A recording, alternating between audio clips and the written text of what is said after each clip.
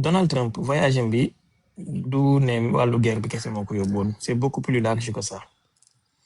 maanaam mën nga wax ne mooy voyage bi ëpp importance ci mandatam bi à moins que mu dem Moscou wala boog président chinois bi dem Amérique xëy na boobaa les lignes pourraient bouger mais même bu président chinois bi demee Amérique mën nga jàpp ne déplacement président Amérique vers la Chine mooy bi ëpp solo ndax ça fait 10 ans que amul benn président Amérique bu teg tànkam Chine yaakaar naa 2017 la gëj ci premier mandat wu Donald Trump donc yàgg na trop maintenant voyage bi mën nga jàpp ne am na échec ci côté Donald Trump ndax am na ay objectifs yu mu yóbbaale woon te loolu délégation bi mu yóbbaale ñu ko composé ñoom ñoo koy moom nga ci nga koy comprendre mais chinois yi ils se sont braqués et ils sont restés sur leur garde de sorte que protocole diplomatique yu bari yu waroon na wane apaisement waroon na wane accalmie mayuñu ko Donald Trump par exemple xam nga d'habitude genre sommet yu mel ni su amee dañuy am lu ñuy tuddee déclaration commune wala communiqué commun boo xam ne ñaari délégation yi ñoo koy d'accord Sherpa yi ñoo koy liggéey avant sommet bi di am ils se mettent d'accord ci points focaux yépp bu ko defee bu président yi dajeewee dañ koy retoucher tuuti rek après ñu signé ko publier ko d'habitude sax liñ ciy retoucher du bari du am benn retouche dañ koy signer rek après buy kii bi di jeex ñu publier ko mais da ngay gis ne bii amul déclaration commune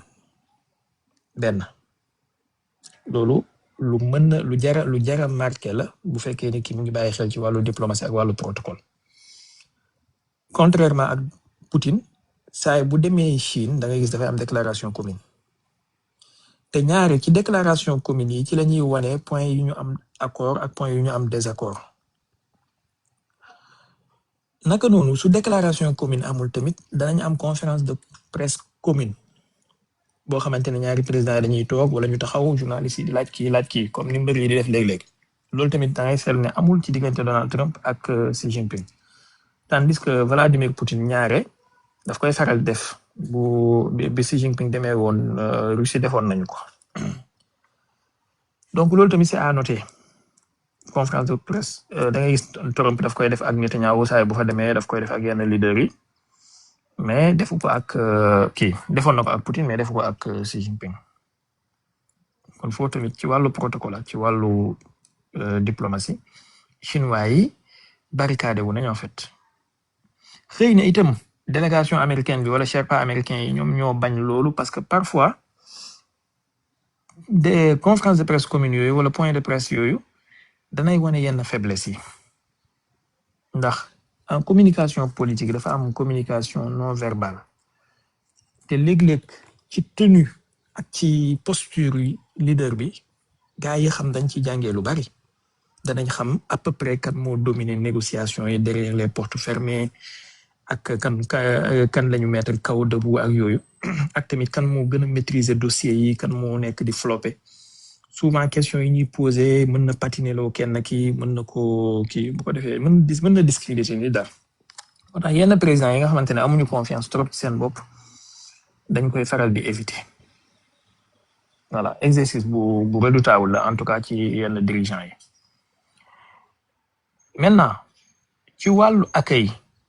ak ci wàllu spectacle chinois yi defal nañ Donald Trump lu bari loo xamante ne c'était pour caresser son ego mais ça ne veut pas dire grand chose par exemple li ngay njëkk a seetlu mooy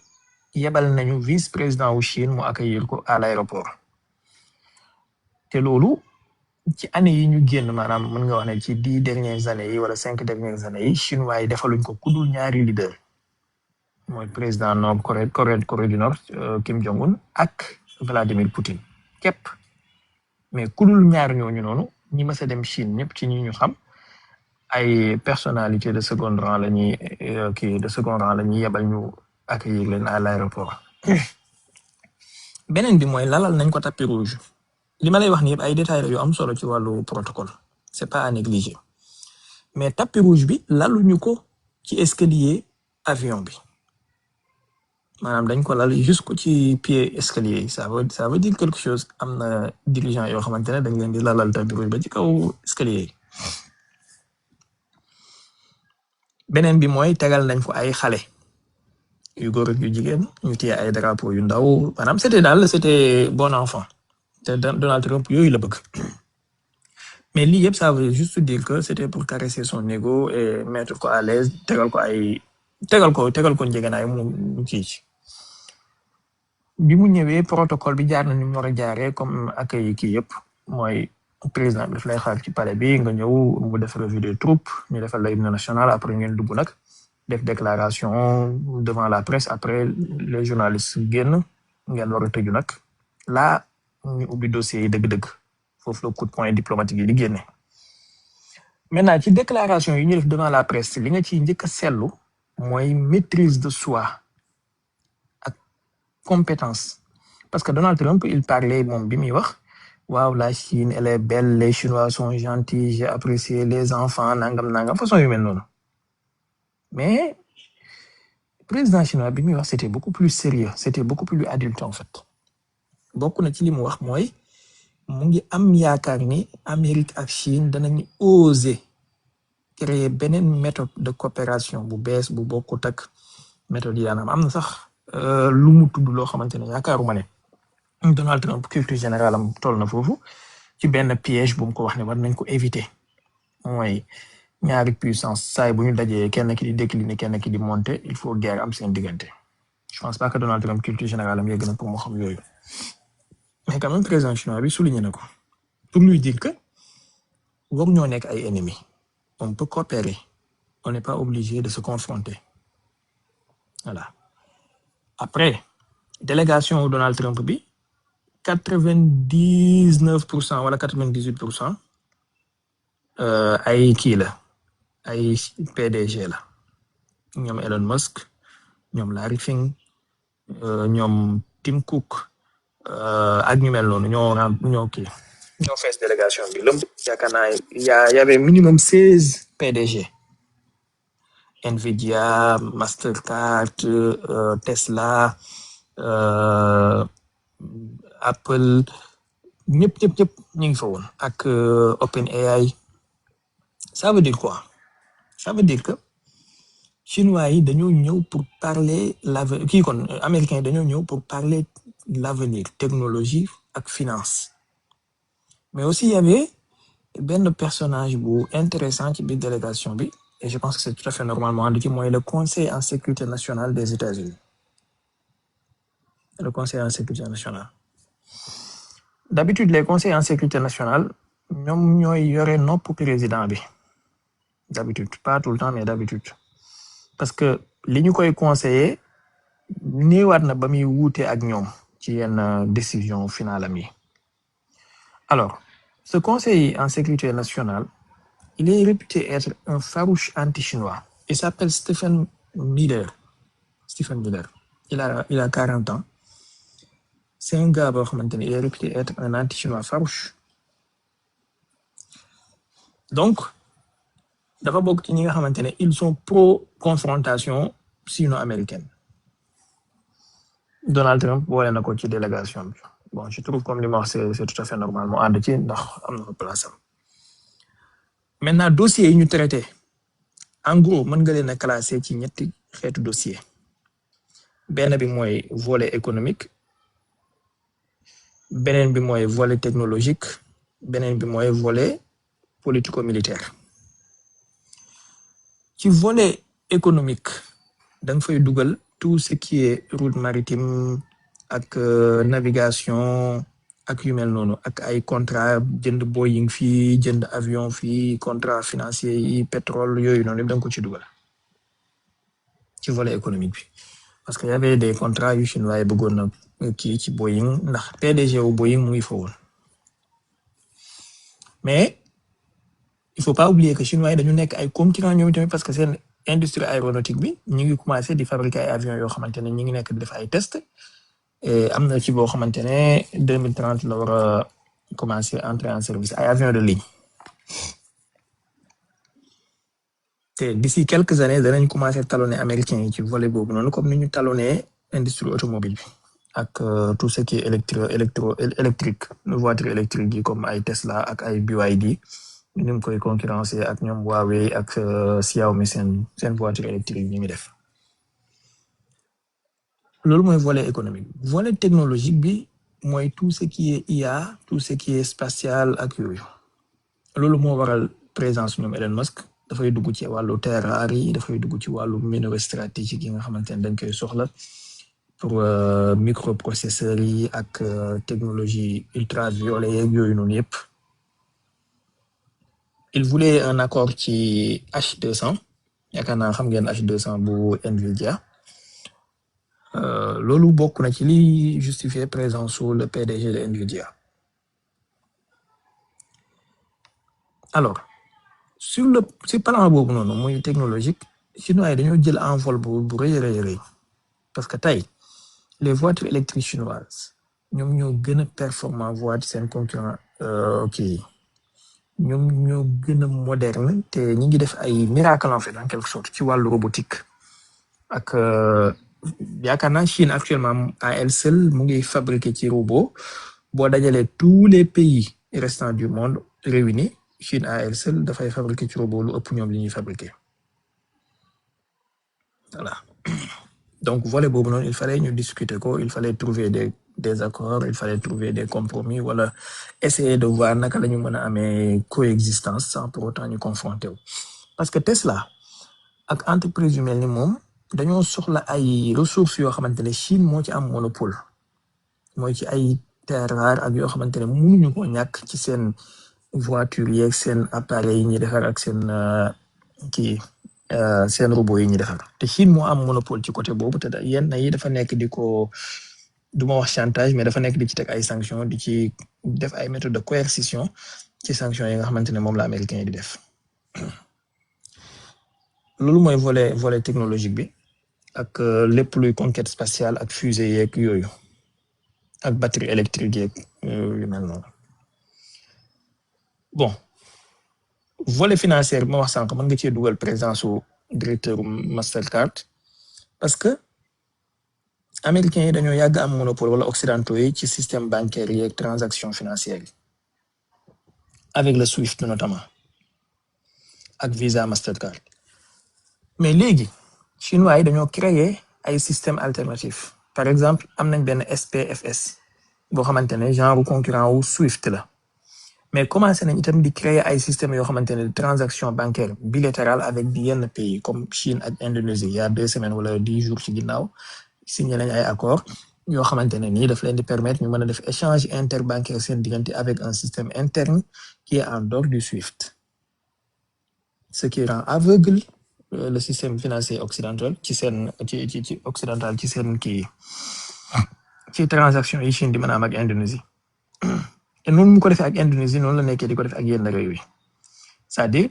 nekk ci processus su créer benn genre carte bancaire xam nga tey Chine su créer carte bancaire qui lui est propre il y aura minimum 1 milliard d'utilisateurs c'est pas rien 1 milliard d'utilisateurs bu fekkee nag daf koo yaatal ci pays du BRICS yi ça risque de faire 3 milliards d'utilisateurs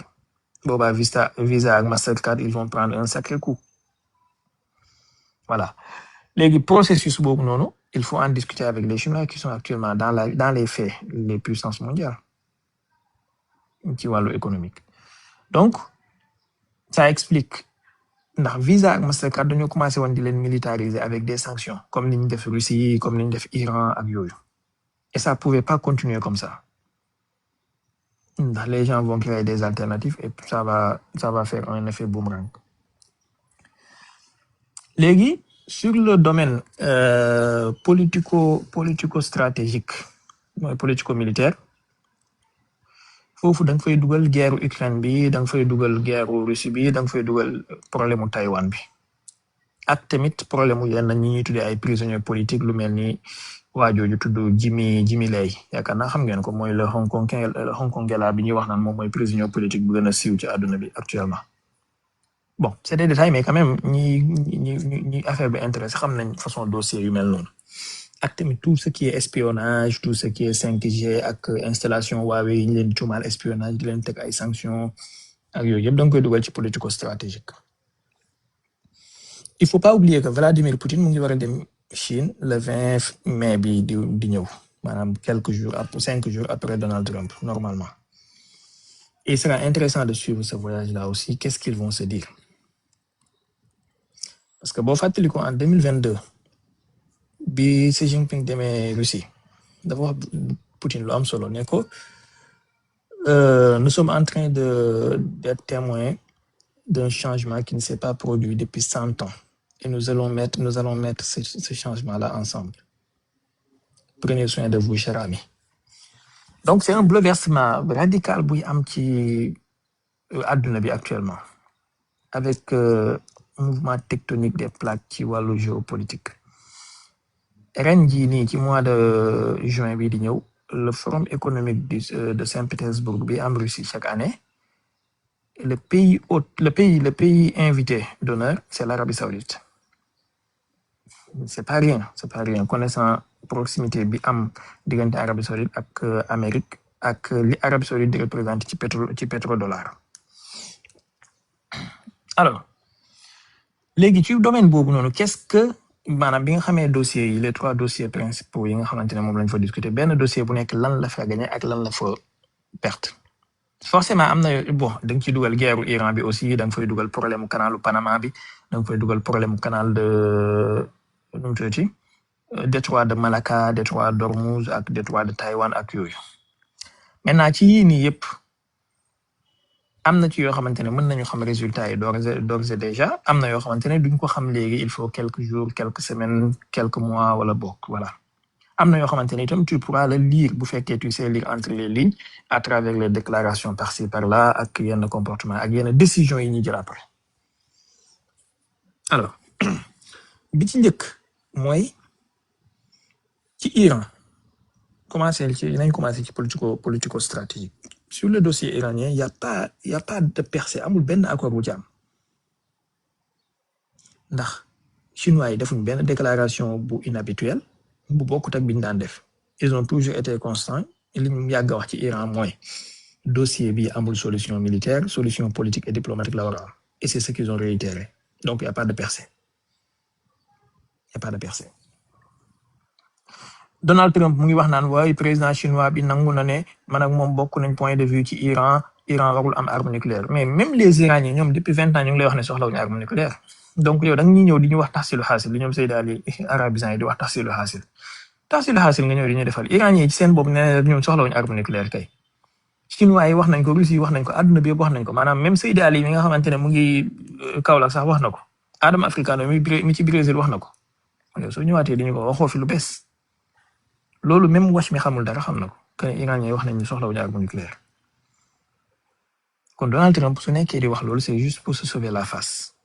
mais rien de nouveau en fait. Et même si les Chinois disent que oui l'Iran ne doit pas avoir d'armes nucléaires mais les Chinois ne disent pas pour autant que l'Iran amul droit à la technologie nucléaire.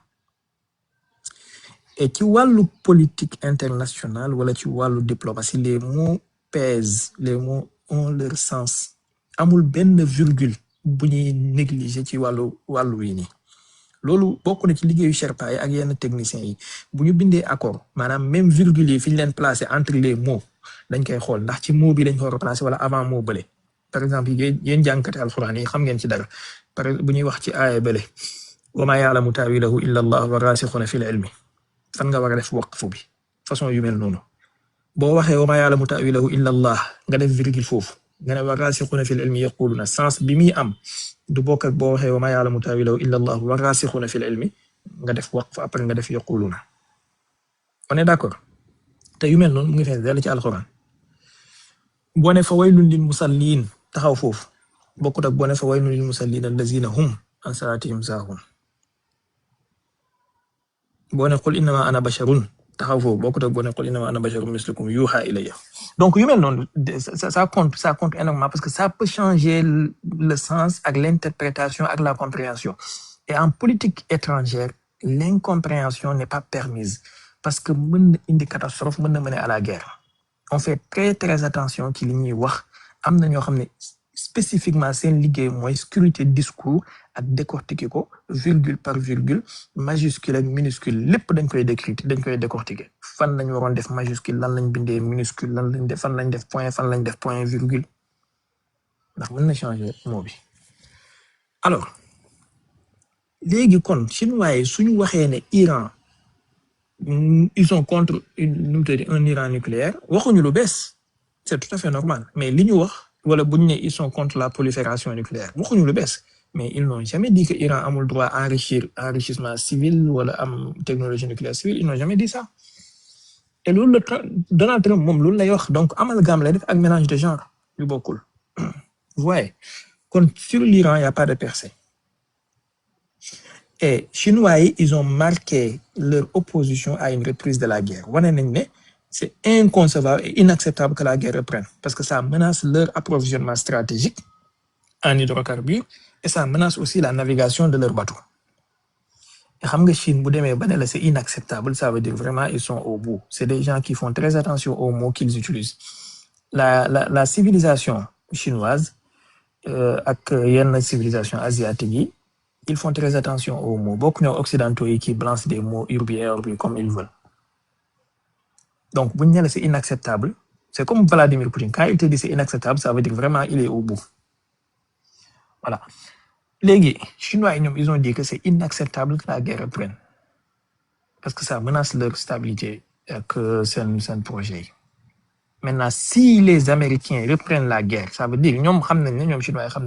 c'est pas l'Iran qui va attaquer les Américains en premier, ou attaquer Israël en premier.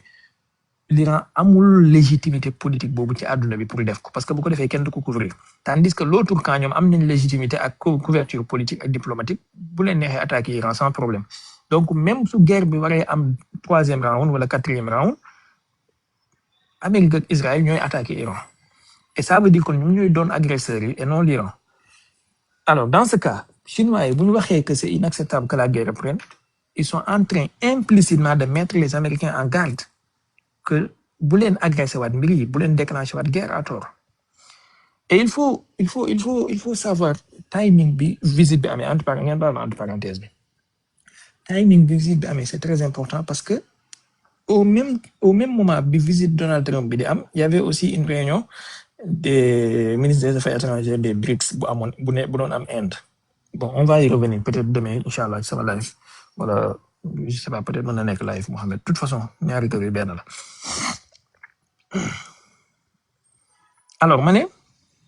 sur l'Iran, il n'y a pas de percée et les Chinois ont marqué leur opposition à une reprise de la guerre. Maintenant, si les Américains sont contrariés, reprendre la guerre pour punir les Chinois, dans ce cas, les Chinois pourraient éventuellement soutenir beaucoup plus ouvertement les Iraniens.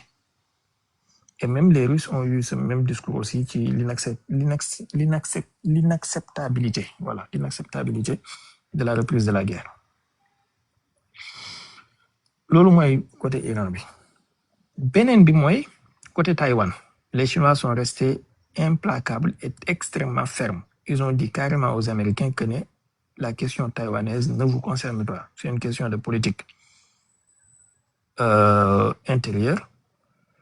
Na ngeen bàyyi seen ingérence yi ngeen def parce que américains yi dañoo signé woon benn accord ak taïwanais yi yaakaar naa entre 7 milliards ba 11 milliards de dollars pour ay armes yu ñu leen waroon a jaay foofu moom les Chinois ont resté vraiment très wane nañ seen mécontentement bu baax a baax. Donc sur Taïwan il y a pas de qui et il faut voir déclaration bi Donald Trump def au bord de l'Air Force One. Ça veut dire qu'il est en train de prendre quand même ses distances avec le dossier taïwanais ndax amaana Chinois war nañ ko fermeté boo xamante ne ni amaana Chinois war nañ ko fermeté boo xamante ne ni du kii du leen permettre ñu continuer ci loolu. Alors mu des dossier Ukraine les Chinois am nañ ci intérêt waaye américains yi tamit dafa am lu ñu bëgg foofu mooy affaiblir la Russie suffisamment pour que la Russie ne puisse pas venir en aide les Chinois.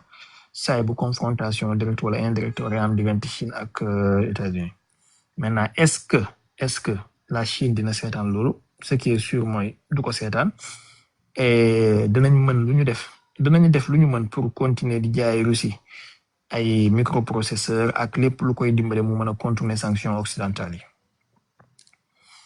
Et bokk na ci li américains yi doon wut ci dossier boobu noonu mooy jéem a découpler la Chine et la Russie. yaakaar naa loolu c'est peine perdue et c'est raté déjà.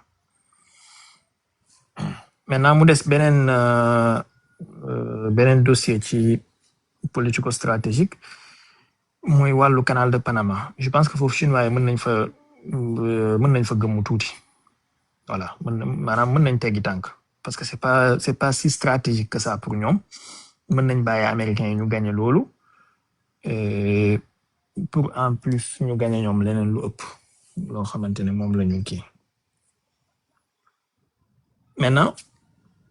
ci wàllu terres rares yi apparemment amul accord parce que dafa am ay sanctions yu Donald Trump en fait il fait du n'importe quoi parfois. Je sais pas son conseiller en économie ak son ministre wala son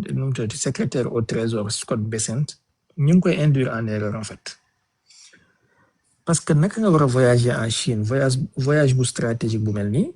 le 13 mai le 1er mai nga commencé imposer chinois ay sanctions maanaam 13 jours avant ngay voyager ngay imposer chinois ay sanctions c'est la pire des choses que tu dois faire. mu ngi mel ni tey ji benn wash bu war a ñëw sama kër mais 10 jours avant muy ñëw sama kër def vidéo di ma attaquer di ma xas di xas sama tariqa di xas sama sëriñ kooku bu ñëwee nan laa ko war a accueillir espérant que su defee loolu dana ma impressionner pour su ñëwee ma dalal ko dal ba rafet. Non, ça se fait pas. Et c'est ce qu'il a fait en fait. Maanaam le 1er mai passé il a imposé des sanctions ci yenn entreprise chinoise yi ak yenn raffinerie ak yenn kii ba Chine sax jëloon benn décret que mu ngi interdire entreprise am yooyu ñu conformer wu ci sanctions américaines yi maanaam kii buñ faale américains yi ci seen sanctions. Loolu tax na c'était prévisible que dossier terres rares yi ak yenn minéraux yi duñ ci am benn accord parce que chinois yi pare wuñ pour teggi ci seen loxo te rien que ci F-35 bu américain yi y a 400 kilos de terres rares yoo xamante ne Chine lay jóge 400 kilos maanaam pour benn F-35 bu nekk. Missile yi ñuy defar seen missile intercepteurs yi ak yi ñuy defaral Israël ak yooyu dafa am ay terres rares ay composants yoo xamante ne Chine képp moo leen ko mën a jaay.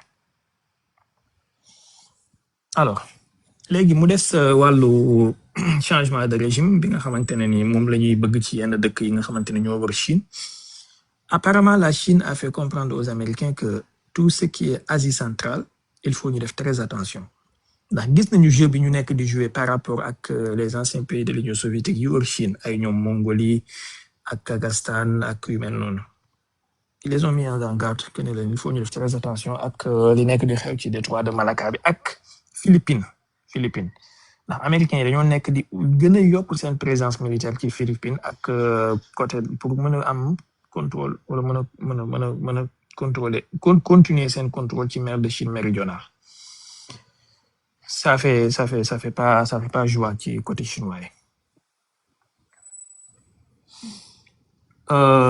Maintenant wàllu libération wu Jimmy Lai yaakaar naa les Chinois ont dit ñett voilà. C'est pas votre affaire, ça ne vous concerne pas, c'est une question de souveraineté et de politique intérieure. Qu'est-ce qu'on peut attendre? Bon, je pense que Chinois, c'est des gens qui sont très réfléchis. Am nañu benn stratégie bu tudd la ligne médiane. Parfois, ils peuvent accepter des compromis même si c'est défavorable pour ñoom. Dans le cas où bu fekkee loolu dana leen garantir une victoire plus tard. Donc chinois yi mën nañu gëmmu ci yenn dossiers yi ci wàllu IA ci wàllu spatial ci wàllu coopération ci domaine yooyu mën nañ ci gëmmu en fait mën nañ bàyyi affaire bi jàll américain yi xaw a am tuuti lu ñu grignoté mën nañu continuer tamit ci wàllu spatial bi ak wàllu 5G yeeg yooyu di coopérer ak yenn entreprise américaine amuñ ci problème mais tout ce qui est les voies de navigation je pense qu'ils vont essayer de am benn liberté quand même maanaam duñ bàyyee monopole bi complètement aux Américains ñu def lu leen neex di arraisonner ay bateaux di pirater ay kii ils vont plus accepter cela maintenant pour plaire aux Américains ils peuvent aussi lancer des commandes ci yenn entreprises américaines yi des commandes yu mag par exemple comme commander ay 500 avions wala 100 avions Boeing commander nangam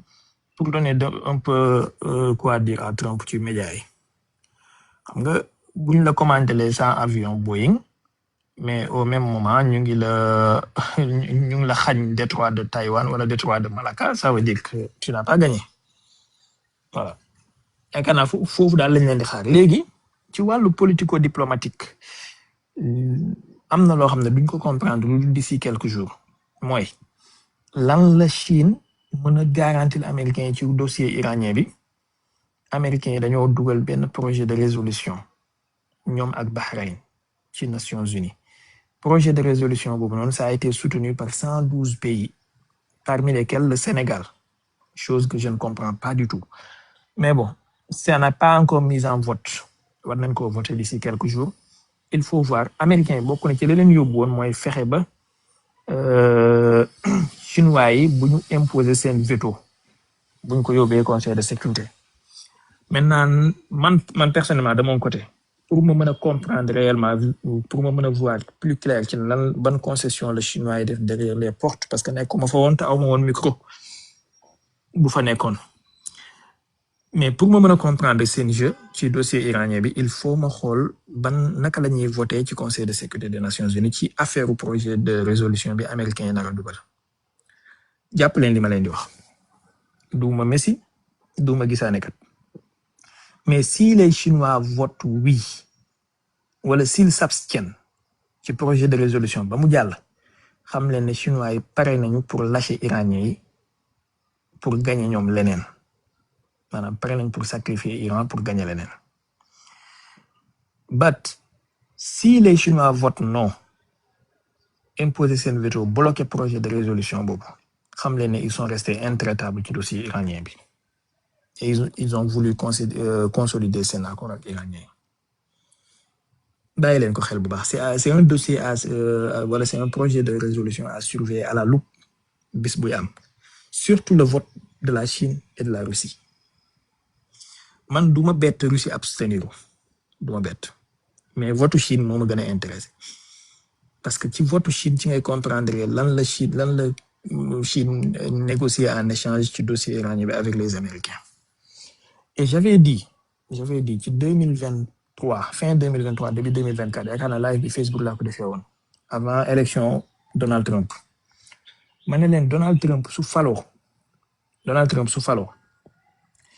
il y a de fortes chances Vladimir Poutine jaay ko Iran pour gagner Ukraine. Bu fekkee Kamala Harris moo falu wala candidat démocrate boobu yaakaar naa Biden sax moo nekkoon en liste bu fekkee Biden wala benn ci candidat démocrate yi moo falu il y a de fortes chances que guerre Ukraine bi continuer gën a métti ci Russie mais guerre en Iran il y a peu de chances que mu am lii laa waxoon su dee candidat démocrate la moo falu il y a peu de chances que guerre en Iran am mais guerre Ukraine bi dina gën a métti ci Russie parce que dinañ accentuer seen soutien su dee candidat républicain muy Donald Trump moo falu dana xaw a lâcher Ukraine mais guerre en Iran dina am parce que les Russes auront négocié derrière le dos des Iraniens et malheureusement c'est ce qui s'est passé. Voilà waxuma ne nag dimbale wuñu Iranien en quelque sorte am nañ tuuti dimbali ñu leen jox mais en tout et pour tout ak ni ñu leen waroon taxawoo il y a un peu une traîtrise quand même. Voilà donc maintenant il reste les Chinois pour voir comment ñoom ils ont joué. Les Iraniens ñoom de leur part ils ont fait savoir que nekkuñu al toppee kenn seen souveraineté ils vont la garder jalousement et puis benn puissance étrangère du négocier on beyond of them. Voilà quel que soit li Chinois yi ba mën a négocier wala li Russie ça ne les engage pas ñoom li leen engagé mooy seen vision stratégique ak seen kii. Bon il faut voir ndax Iran mën naa tenir sans le soutien de la Russie ak Chine c'est une question. Voilà am na domaine yoo xamante ne ils peuvent tenir am na domaine yoo xamante ne suñu perte soutien yooyu ça sera difficile pour ñoom ñu tenir à moins que ñu am seen courage à deux mains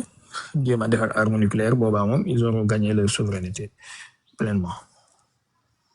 Voilà un peu benn panorama sëñ Poulo maintenant si tu as des questions de précision ñu gaawante tuuti parce que xam nga Tidiane moom takkusaanu aljuma dafa am ay bidaa yu ñu war a defi allez-y. macha allah Cheikh Baye am na solo yéen déjà man répondre nga ay questions yoo xam ni gaa maa ngi ko yoroon maa ngi ko bëggoon a